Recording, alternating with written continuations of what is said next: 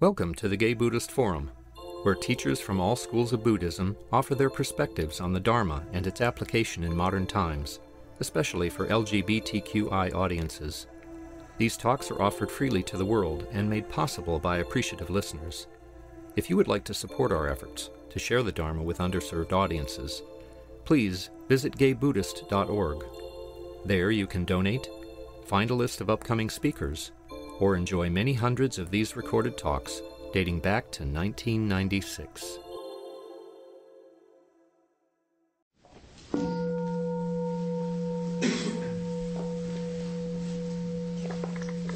Welcome once again. At this point in our program, we go around the room and introduce ourselves by our first and/or our last names. My name is David. I'm Graham. I'm George. Jack. My name is John. I'm Doug. Lisa. My name is Oswaldo. Marin. Paul Shepard. Jim Stewart. My name is Michael. My name is Jerry Jones. I'm Tom Bruin. Jerry Martin. Jim. My name's Ian. Jose. George. Baruch. Max. Kaleo. I'm Carl. My name is Michael. My name is Eric. Daniel. I'm Ben. My name is Roger. I'm Casey. Doug Hall. Joe Good. Joe Walsa. Roger Cunha.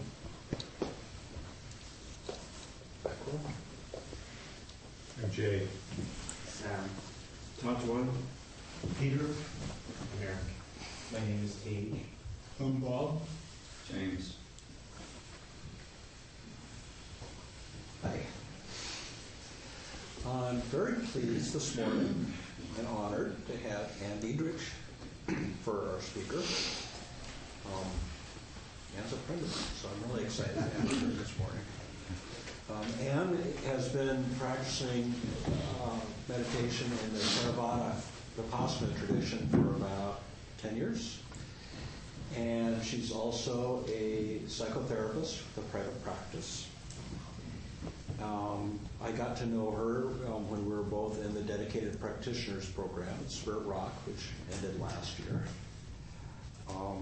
In addition to her private practice in psychotherapy, she's also trained in Mindfulness Based Cognitive Therapy, which is an innovative, clinically proven treatment that encourages patients to play an active role in preventing the return of depression by integrating elements of mindfulness-based meditative practice with cognitive therapy.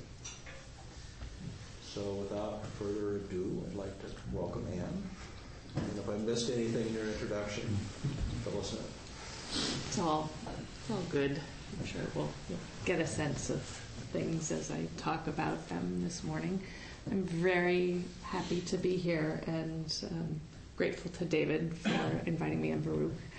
And I want to talk a little bit today about kind of how I came to practice meditation. It may sound familiar to many of you. As David said, I've been practicing for 10 years, it'll be 10 years in February, but prior to coming into the insight meditation tradition, I kind of dabbled with meditation at various times. I'd been in 12-step programs for probably 10 years before I started meditating, and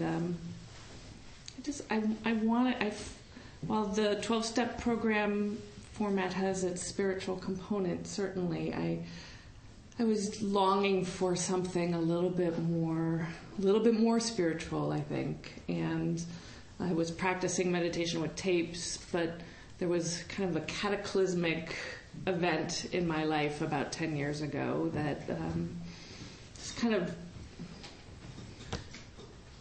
wore me down to the point where I was a little worried about my well-being and my mental health if I didn't get a little bit more support spiritually for myself. I mean, certainly I've done my time in therapy as well and practiced therapy, and I don't in any way want to make a good or bad dichotomy between the two. I think they're both very helpful. but I felt like this was kind of a spiritual crisis that I was in. And so coming into Sangha, or the community of meditation, really was, I wouldn't say it was life-saving. I wasn't that far down, although for some it can be. My suffering around this event was really, kind of brought into great clarity through entering into Sangha and being with other people who are like-minded and practice meditation, hearing the teachings of the Buddha and feeling the support of kind of just the beautiful truth around the teachings of that suffering is universal, and that we have a way to be able to understand our suffering and see kind of the cause of suffering, that there's an end to suffering, and that there are steps we can take on a path to help us liberate ourselves in whatever form that liberation is. I'm still I'm discovering more about that. So I'm just very happy to be here. I have to say, this is, I suppose all talks that I give in some form or another are Dharma talks, because I feel as though it's all kind of in my life, but this is my first kind of formal Dharma talk that I've given. And I've been told that this is a great place to do this by friends and David's support, and that it's a very kind and open place. So I'm really happy to be here to kind of test the wheels of talking Dharma with you all. So I wanted to talk a little bit about how mindfulness can be helpful in working with difficult emotions. I mean, it's certainly the work that I do with patients is helping people who are struggling with pretty difficult emotional states. And as David said, I teach Mindfulness Based Cognitive Therapy in my private practice, which is an 8-week group therapy format, and I can talk a little bit more about that. But that's the direct way that I bring mindfulness into my practice. Indirectly, I'm always working to really understand kind of what someone's kind of unique experience, not that suffering is unique, we all suffer, but to really bring kind of this mindful awareness of states of mind that are difficult. So really being able to meet people where they are in psychotherapy, mindfulness has been pretty instrumental in kind of opening things up just for me professionally, and I think it's been very beneficial to my clients. So I don't think everyone who comes into therapy is inclined to be on a spiritual path, and so I don't press that in my work. But the mindfulness-based cognitive therapy program is really kind of a wonderful way for people who may be wanting to use meditative practices to help themselves kind of come into a different relationship to the difficulties that they're experiencing in their life, or prevent a kind of an onslaught of another depression, or learn how to relate to anxiety. Mindfulness, I think, can create a way of being in much less contention with the difficulties that we all, at all points in our lives, have to deal with. Let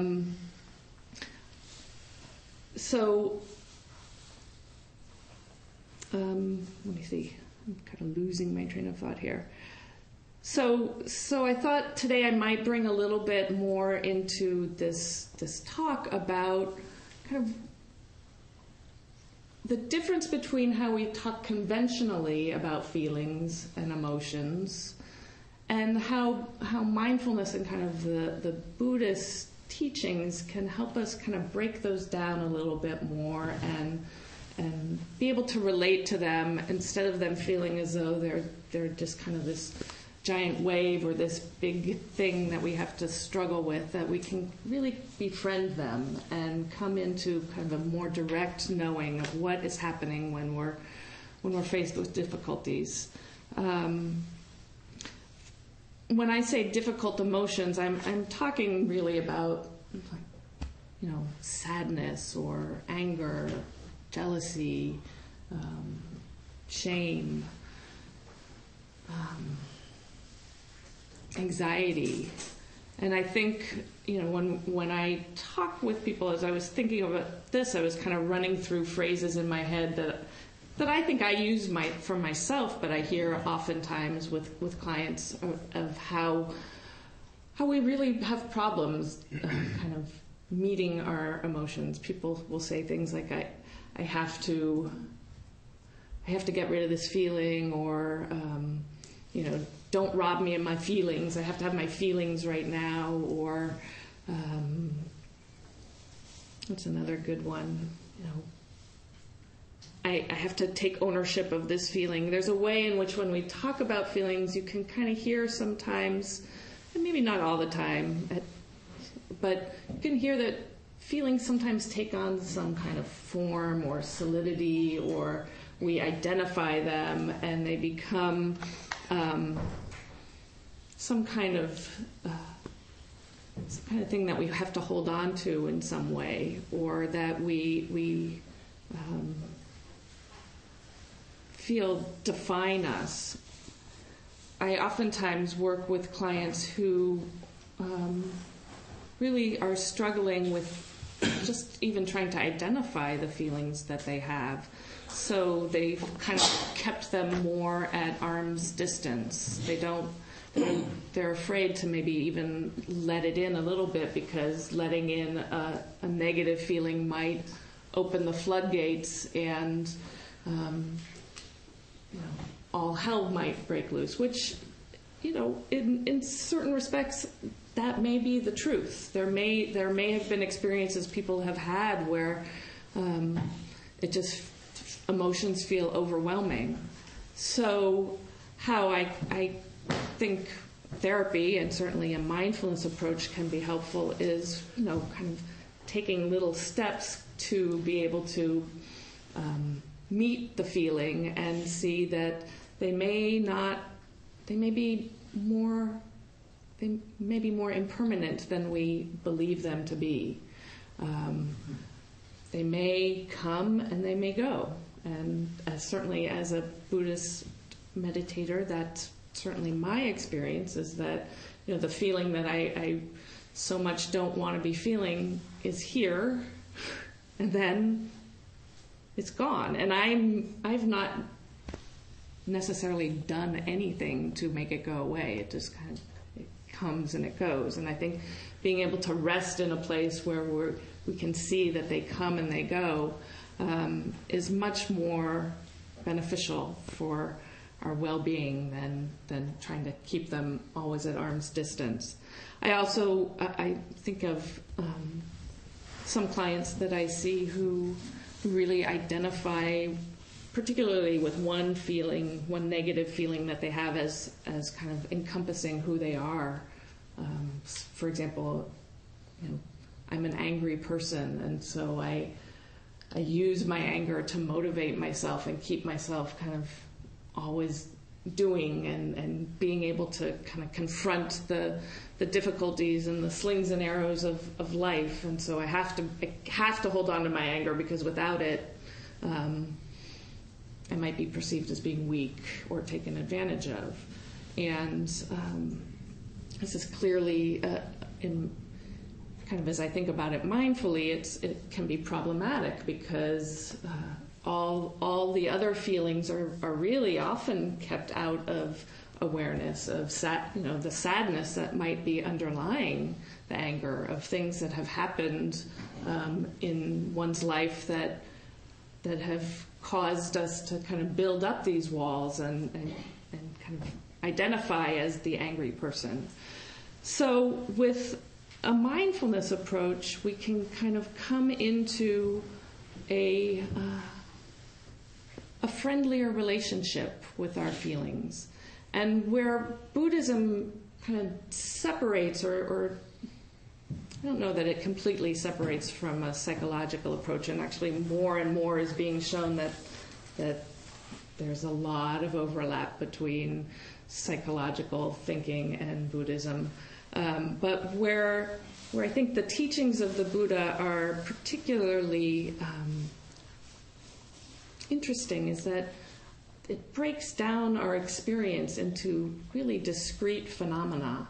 So the Buddha's understanding of feelings and came from his own direct experience of having sat under the Bodhi tree and just sitting until he was enlightened. And what came out of that and all of his teachings is that what Buddhism defines as feelings are a little bit different than what we conventionally think of. In Buddhism, feeling is really, the Pali word for feeling is Vedana, which means to feel and to know both the physical and the mental feeling. So it's not so much, there's a different kind of reference point for emotion, and feeling is just being able to come into some relationship to what's happening right now and contemplate how one feels from a vantage point where you're considering kind of the moment-to-moment experience. And when we do that, we see that we have our likes and dislikes and our preferences, or there are things we don't have much feeling about. And when we come into a place of kind of liking something, there's definitely a pleasant feeling that we have. There's a sensation, perhaps physically, that arises when there's pleasantness. And the same for if there's something that we're not particularly liking so much, it's unpleasant. And if it's more neutral, we sometimes we're either bored or we're spaced out about it. So it's when we can kind of turn our attention to what's happening in the moment and see these kind of more discrete phenomenon. What's revealed is how much our attitudes, our states of being are influenced by the affective experience. And so in the Buddha's teaching, Vedana, or feeling, is really kind of this phenomenological view and a way to see kind of our attitude about what we like, don't like, what's pleasant, what's unpleasant. Where emotions fit in the teachings of the Buddha are in this other frame of reference, which is called mindfulness of mind states. That the mind states are kind of what comprise all that's going on as we are just moving through our lives or as we're sitting and meditating. And I'll talk a little bit more about that. I realize I didn't set my timer, so you'll give me a cue when I'm... You've got plenty of time. Okay, great. So, I'm sorry, I didn't mean to get off track there. Just a little contracted about, I have more time.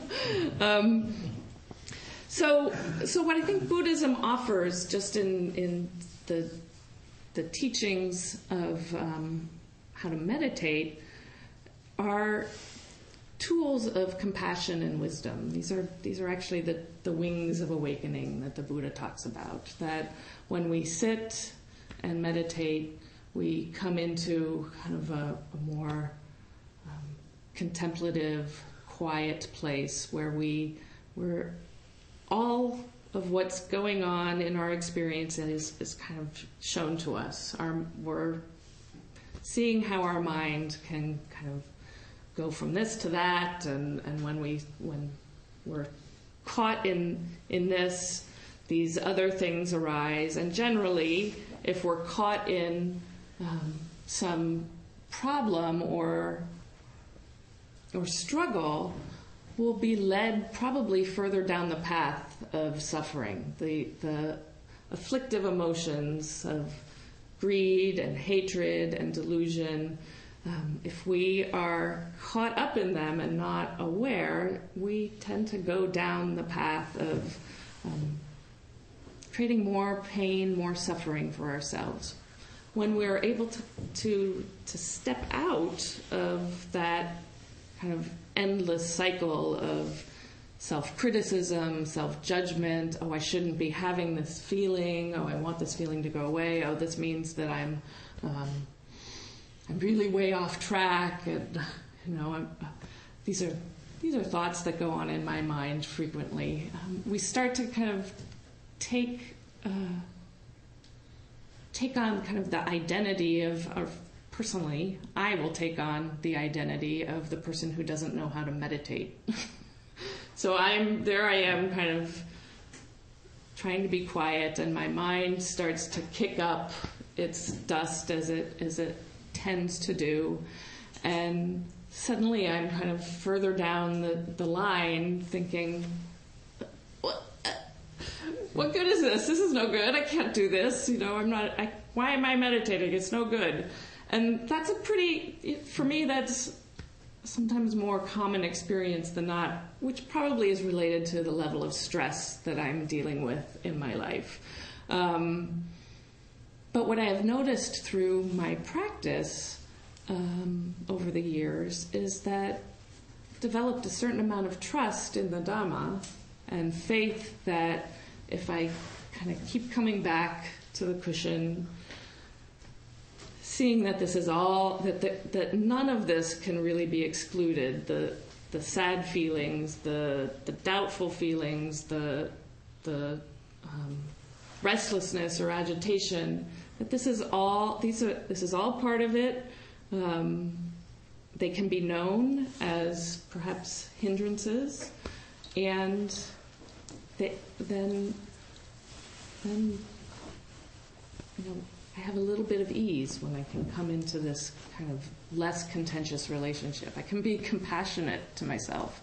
I think when we get caught up in kind of the negative cycle, we can lose those boundless qualities of kindness or compassion or joy, equanimity. Those become a little bit more obscured by kind of the endless search for what's going to make me feel better, or how am I going to get out of this, or what does this mean about me as a meditator. So being able to kind of see that this is perhaps an attack of all my hindrances and know that that's what's happening feels like a little bit of freedom to me. I'm not sure. I wonder if anybody has that experience. I thank you. So when I'm struggling with these types of self-judgments, self-criticisms, or trying to make my feelings go away, and what I certainly try to prescribe in some degree or another for clients is to really kind of come to know the emotions or the state of mind that I'm in the moment. And when I'm struggling, where I tend to want to go back to, and I think this is because I've been persistent in my meditation, is I want to go back to kind of the basics of meditation. Because that's how the Buddha gained enlightenment as well, is he sat and he was quiet. He had kind of done the extremes, and he found the middle way, which was through meditation. And actually meditation is the culmination of the Eightfold Path. It's held in this basket of right mindfulness, right effort, right concentration. And so when we can kind of come back to meditation, which I actually, David and I are actually doing a 100-day retreat of daily mindfulness through the Mission Dharma Sangha, and I'm trying to meditate more than once a day, and it's challenging given kind of the structure of my life, but there are little ways that I can kind of remind myself to be quiet. And one of the things I thought I might talk a little bit about is this kind of basic idea of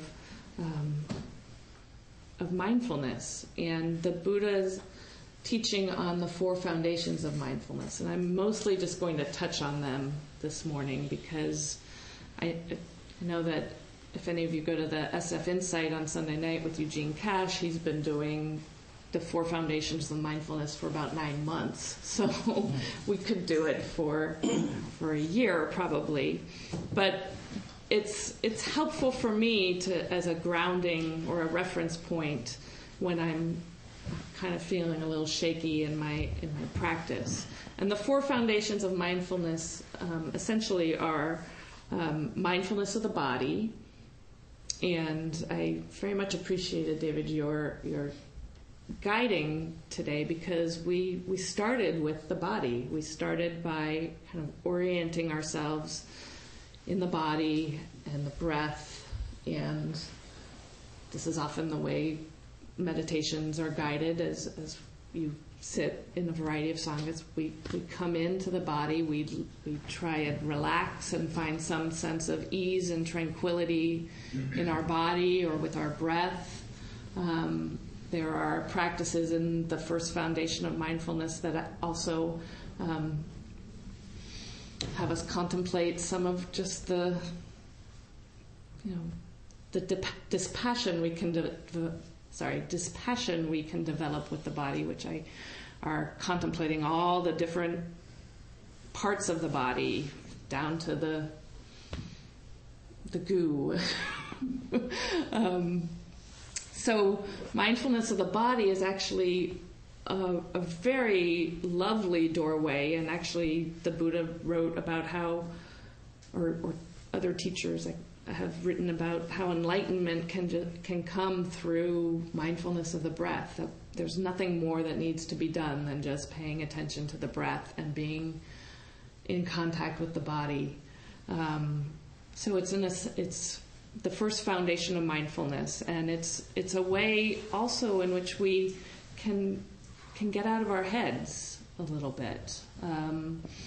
In Pali, the term for head and heart are actually, mind and heart are actually synonymous, I think. I may be mixing something up here as I'm talking, but we oftentimes think of our mind as what's going on up here, but the mind is in the body, and the body is in the mind as well.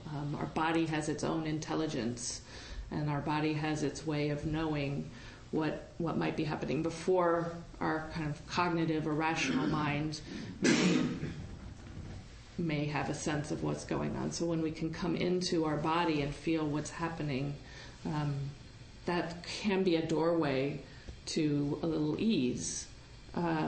Mindfulness of feeling, as I described, is knowing the physical and mental experience that's going on, but it's the first stage of contemplating our preferences, what's pleasant or unpleasant or what's more neutral, before the story begins. So we can meditate on Vedana, on the feeling, by just quieting our body and coming into some tranquil place and being able to know that, before the story begins, we may be able to kind of have some direct, non-reactive experience to a pleasant feeling.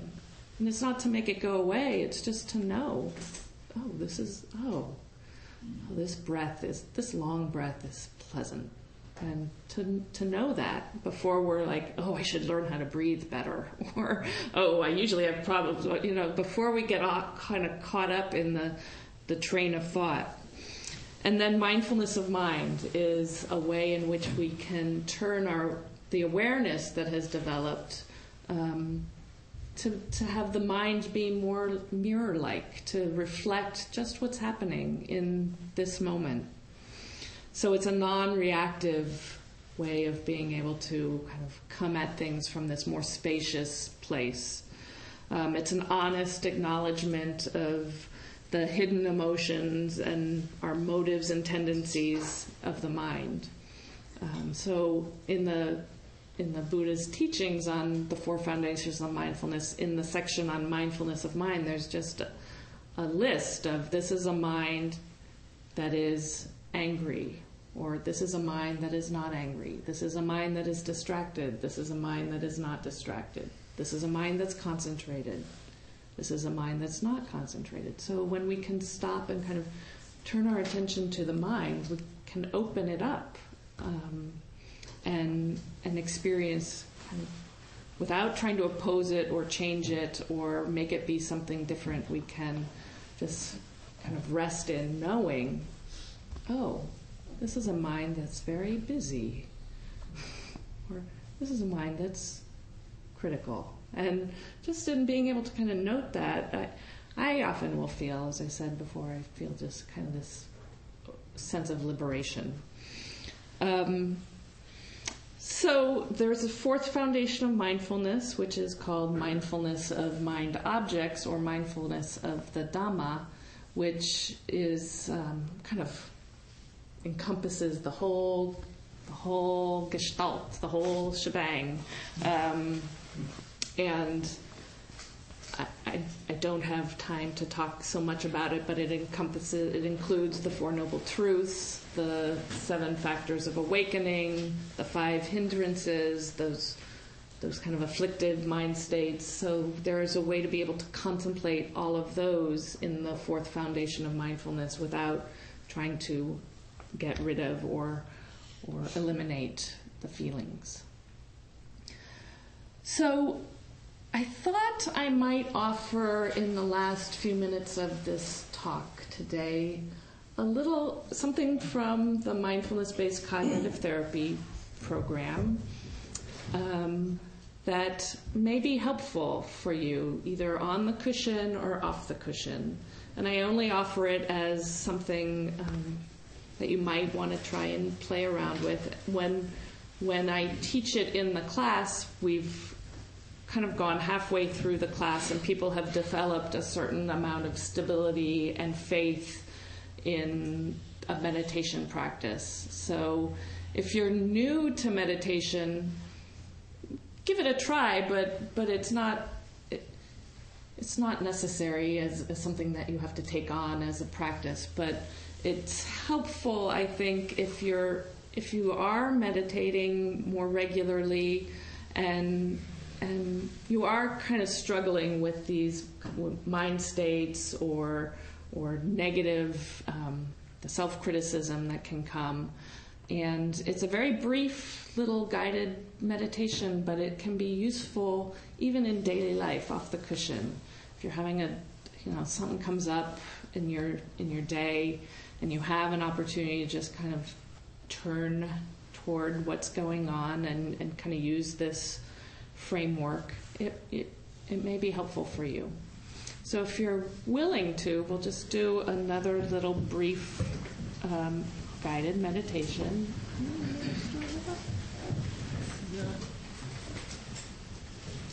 10-15 minutes. Oh, great. Okay, so we'll do this for about 5 minutes, and then I'll leave a little time for comments or questions. So just find a comfortable seated position. And as we're just doing this for a little bit of time, don't have to get too elaborate in our posture. Just take a moment to come into your body.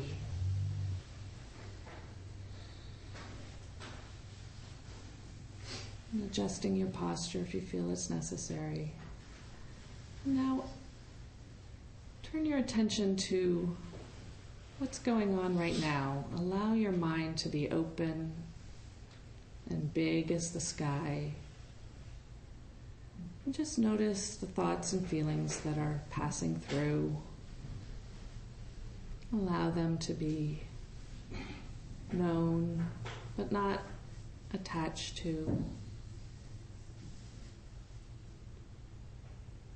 Perhaps they can be noticed as clouds passing through an open sky.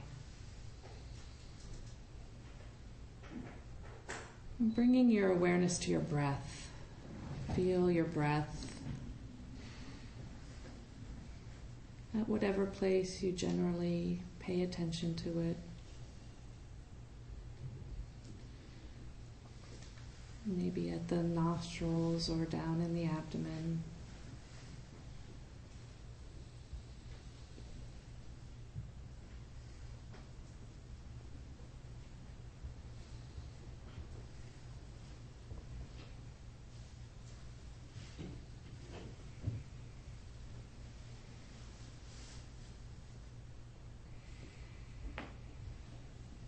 When you feel as though your attention and awareness is gathered around the breath,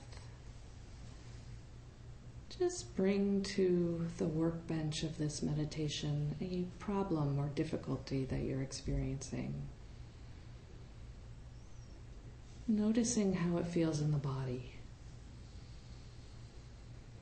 As you turn your attention toward this difficult feeling or situation,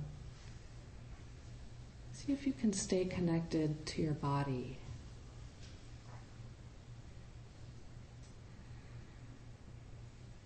Noticing any sensation that may be arising as you're breathing here with this problem.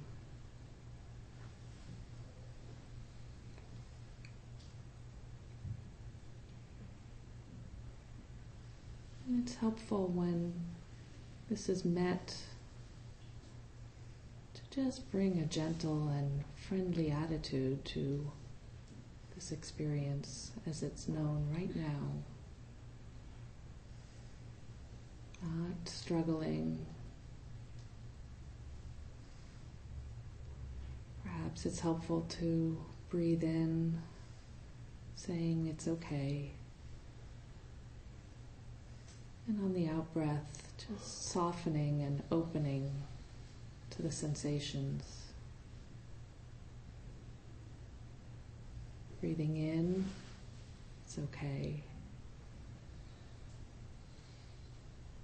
And on the out-breath, softening and opening.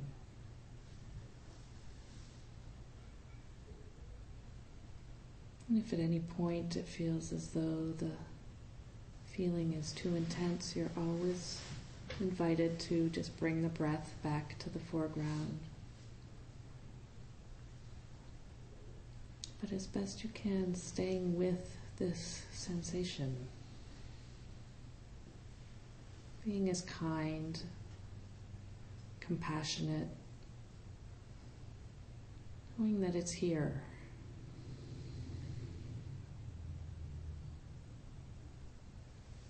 It's okay, it's already here.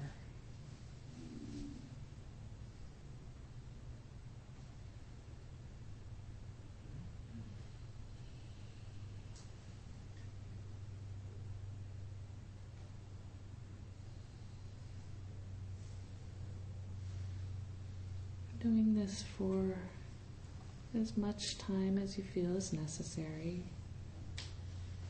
And if you don't have any particular charge or sensation, just being able to be with whatever is known, what's felt in the body.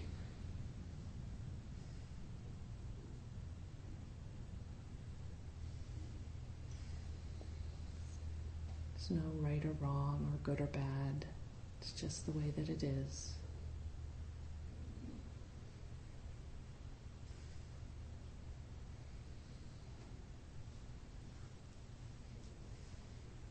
Now in the final moments of this breathing space, just allowing the problem to recede back into the background and returning your breath to the center of your attention.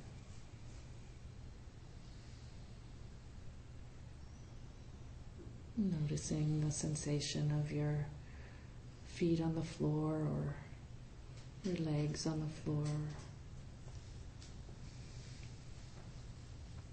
Breathing in and out. Allowing your awareness to fill the whole body.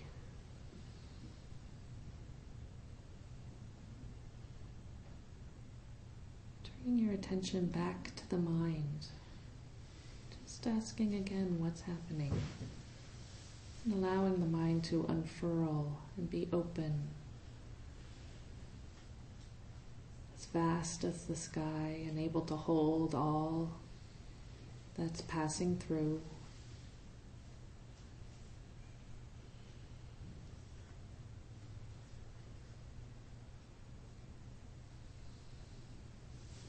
And when you're ready, you can open your eyes.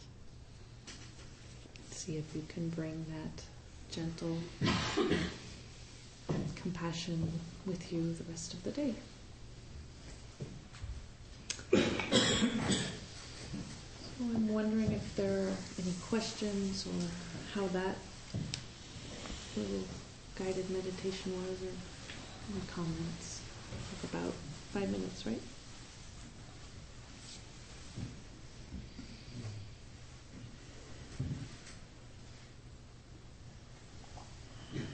Thank you for that. But my question is, sometimes I wake up and I just don't know where I've been all night. I feel like I'm a stranger to. I don't recognize my inner life. And I don't know if that's from dreams or. Do you have any understanding of how these moods or these strange feelings just sort of move in like a weather front? Where they come from? What? I wish I knew. I think that's kind of the mystery of it, and that to be. I think I'm curious when you notice that you're not sure, kind of. Well, what's the just inner like there's life? no continuity. And do you have a sense of the feeling as you wake up about that, or kind of is that pleasurable or? Generally I feel like I've been beat up. I just sort of emotionally assailed in the night, and I have to sort of construct my little vehicle. And I'm meditating. I just wondered if you have it. I don't mean to dismiss that sense of kind of being a little lost, but I think there are different states of consciousness that certainly sleep is a totally different state of consciousness, and to come into kind of waking consciousness can be a little jarring, but it might be interesting to experiment with, and I've been kind of trying to experiment with this on this 100-day mindfulness retreat of waking up and being mindful, noticing what my mind state is. So turning my attention, and generally I'm pretty groggy in the morning. It doesn't sound very groggy in the morning. But I actually have been noticing sometimes I'll wake up in the morning kind of attached to not wanting to be, there's this craving for non-being, which sleep certainly is an aspect of non-being. But maybe experiment with just doing that third foundation of mindfulness. What is the mind? What is known? Letting the mind just kind of turn back on itself and reflect, there's kind of chaos or nothing. And to really be kind. That sounds a little painful. Yeah. Thank you.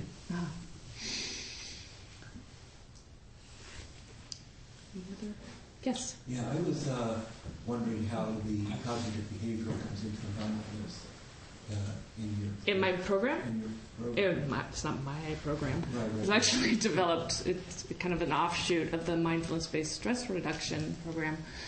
That's a good question.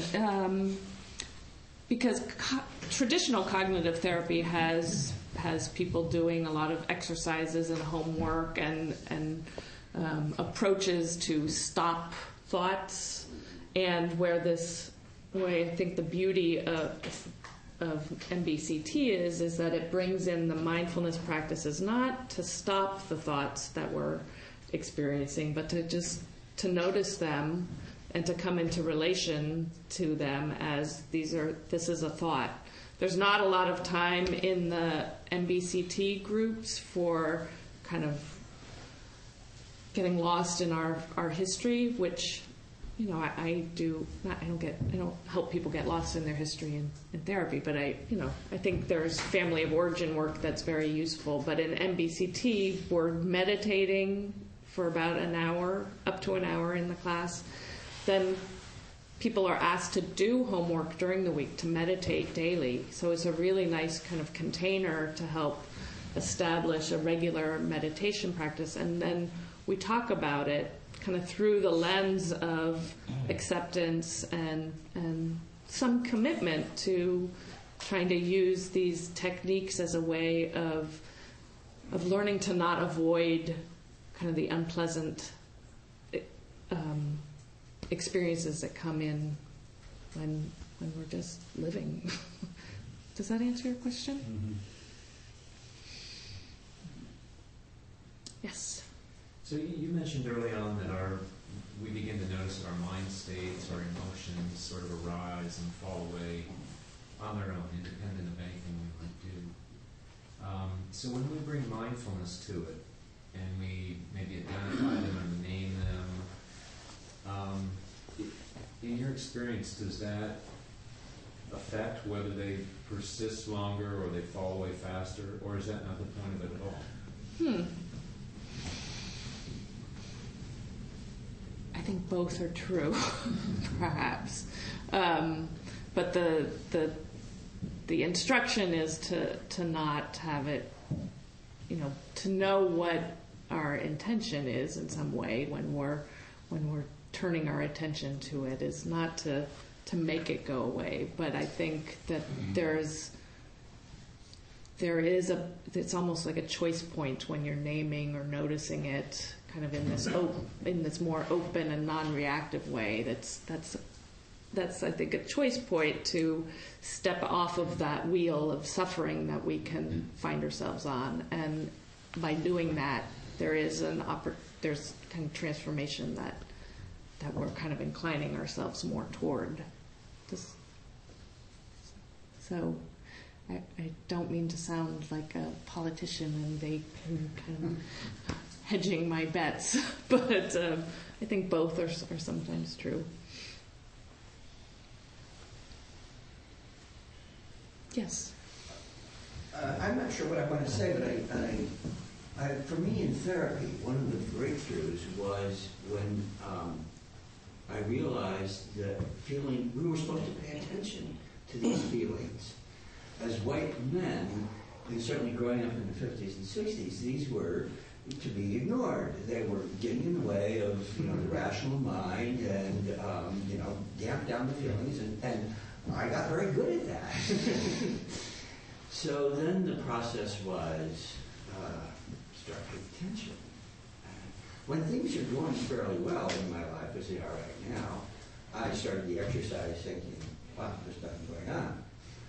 Within a very short period of time, I'm aware of this reservoir of resentment that's saying, where did that come from? So I'm blaming you. Fair enough. But it seems, as soon as I recognize the resentment, I'm not going to pay attention to it. And in fact, that's what I'd be doing. It's not paying attention to the resentment. Aware of this resentment. And one final thing. I know they say justified resentments are, of course, the worst. Self-financed. Right. Thank you. Oh, thank you. Thanks. Time for... Do we have time for... One more. One more. Okay. So you had talked about at one point about the idea of getting lost in, the history and feel, and that has been, played a big part in my personal recoveries, and of course, meditation has been very helpful. But how do you, like, when you have people getting where they get really invested, I mean, in the history and the emotions and carrying them and identifying with them.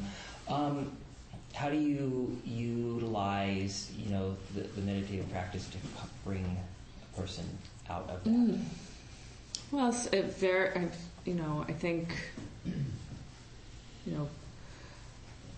the grief and loss and trauma that people come to either through recovery or come to therapy with, I think can be held in the therapy. I mean, there's, as the gentleman was saying, there hasn't been a lot in our culture to facilitate or help people understand their experiences to, that got them to this point. So I think therapy is a wonderful container for that, and people can get stuck in identifying with it. So I think mindfulness is very helpful in just being able to kind of come in contact with identifying the feeling and being able to be with it for whatever space of time feels comfortable, and that it builds on kind of strengthening those muscles. And I think a mindfulness approach, I mean, not all my clients know that I use, I guess if they looked online they'd know, because I have it all online, but I think it's very therapy for me, how I practice therapy is very gentle. And so helping people kind of come to the place where they see the things that they've been trying to do to avoid their feelings or avoid the pain, or it's a lot of it's our avoidance or our fear of what's going to happen when we kind of turn our attention to it. So I think in different ways, just helping people kind of understand that it might be necessary to go through a little pain and open up to the experience than the old habits or the old ways of using intoxicants or acting out in a lot of harmful ways, that there's a different way of being. So does that answer your question? Definitely. It was, also, I was just talking about like when you coming out of it, because going through it, that's one thing, but coming out of it is another story. Can you say a little bit more about that? It's easy to just kind of get, I don't have this one quite as much, but, when it does come on, it can get pretty intensive where, a memory or, an old, identification of a scenario and emotion, and and then I find myself like, wow, where did I go? And sometimes I'm not careful, I could just get really stuck there. So kind of bringing yourself out, kind of, how do you, utilize the, cognitive behavioral therapy and meditation to deal with that? I think it's helpful to know when one is stuck. And it sounds as though that's where really coming into a relationship with yourself and knowing that this feels like it's a little harmful to be stuck here, and how mindfulness, and I think the teachings of the Buddha point us to that there are things that we can do to kind of gladden our hearts or not be kind of dwelling in the pain or the suffering, that we can, and that's where I think kind of awareness can provide that space to say, okay, maybe I need to put this aside right now and go on, take a walk, do something that kind of nourishes myself. So I hope that's helpful. Yeah. And I think I've kind of exceeded my time. Thank you, Anne, for sharing your wisdom and pleasure. experience with us. I hope you'll be able to hang out for a while afterwards and maybe meet people. Happy to. Yeah. Announcements. Do we have any announcements? All on the coast. There'll be some snacks out there. And there's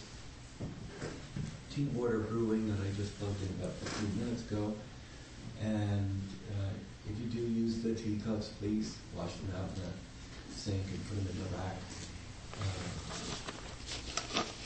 There's going to be a Donna bowl going around. I'm going to be cutting some apples. Does anyone want to start the Donna bowl for me? Just start going around with the Donna bowl, collect Donna. I'll do it, sure. Okay, that's it. And some people like to go out to lunch after this, and usually there's a congregation of potential lunch goers at the front door. So just hang around there at 12:30 when we sort of close and see what's going on. If you're new and you want to be on the GDF email list, there's a sign-up sheet right around the corner on the first table. And you also get the e-newsletter. If you want a hard copy of the newsletter, I think there's still an indication out there where you can sign up for the hard copy of the newsletter. That's all I can think of. Thank you. Gary? Thanks again, Anne, for coming today. Next week is open discussion, and we usually break up into groups and have open discussion and get to know each other better.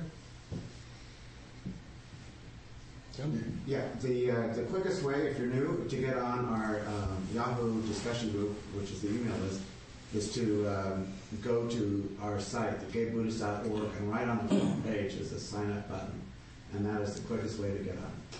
Thank you. George. Yes, a reminder that our talks are available at the GBF website, vipassana.org. Just turned over 300 talks.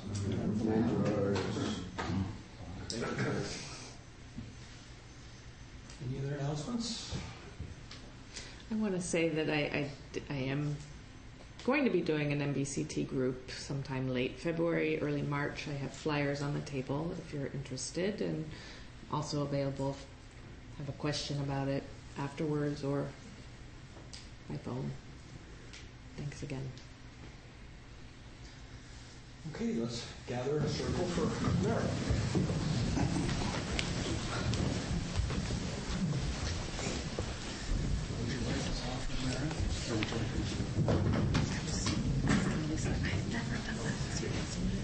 Okay. It is traditional in most Buddhist traditions to recognize that we create merit when we meditate. We create merit, which is a benefit when we meditate by ourselves at home. And we create a lot of merit when we meditate together as a group.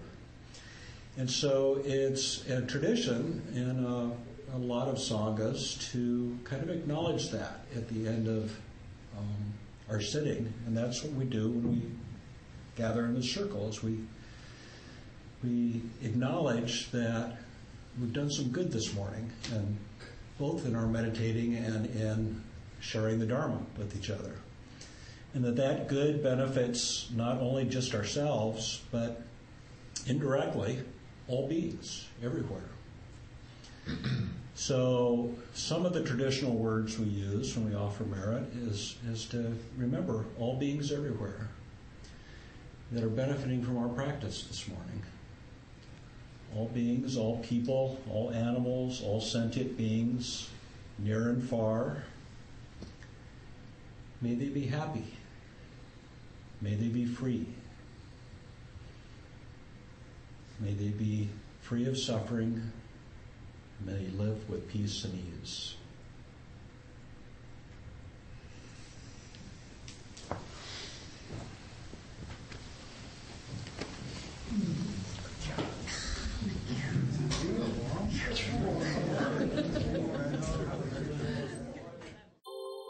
Thank you for listening to the Gay Buddhist Forum.